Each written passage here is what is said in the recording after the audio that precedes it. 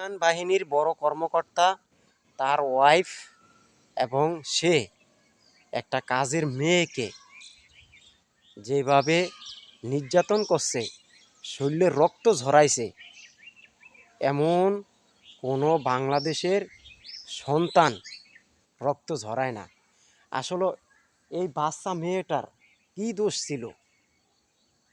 তাকে লেখাপড়ার কথা কয়ে নিয়ে তাকে মারধর করতো, এরপরে আপনার খাওন ঠিক করে দিত না। এখন এটা তাদের গার্জিয়ানরা প্রতিবাদ করতে গেছে, গার্জিয়ান নাকি তাদের আসামি।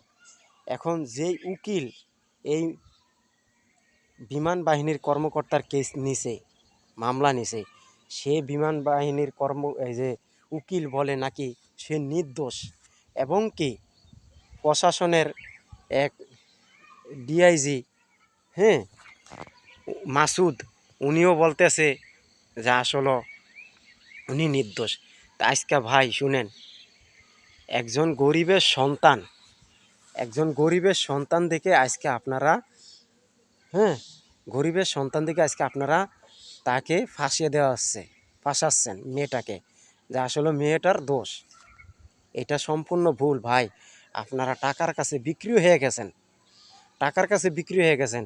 আজকে যদি এই যে পুলিশ কর্মকর্তা মাসুদ ভাই, আমি আপনাকে বলি, আজকে যদি আপনার মেয়ে হইতে আপনি কি ছাড় দিতেন না? এই যে উকিল ভাই, আজকে যদি আপনার আত্মীয় স্বজন হইতো, আপনার সন্তান হইতো, আপনি ছাড় দিতেন না।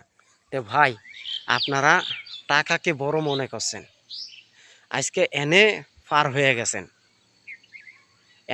গেছেন এই দুনিয়াতে পার হয়ে গেছেন। সত্যকে মিথ্যা বানাইলেন, সত্য কথাটারে মিথ্যা বানাইলেন। আল্লাহ পাকের কাছে আপনি ছাড় পাইবেন না, এটা মনে রাখেন। আল্লাহ পাকের কাছে আপনি জীবনও ছাড় পাইবেন না। আপনি একবার কবরে যান, আপনি টাকার কাছে বিক্রি হয়ে গেছেন না? যারা শহীদ হয়ে যায় সত্য কথার লিগা, তারা কাল কিয়ামতের দিন আল্লাহর কাছে সঠিক জবাবটা পাবে, বুঝছেন ভাই? আর যারা এই দুনিয়াতে আপনারা যত অত্যাচার করেন, যত জুলুম করেন নিরীহ মানুষের উপরে, আল্লাহর কাছে কোনো দিন আপনি ছাড় পাইবেন না।